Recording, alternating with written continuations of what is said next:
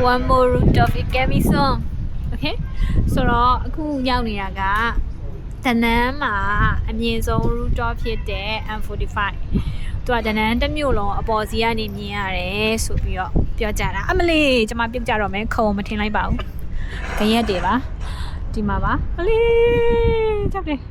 ဒီမှာသူကတနန်းတစ်မြို့လုံးအပေါ်စီကနေမြင်ရဒီမှာ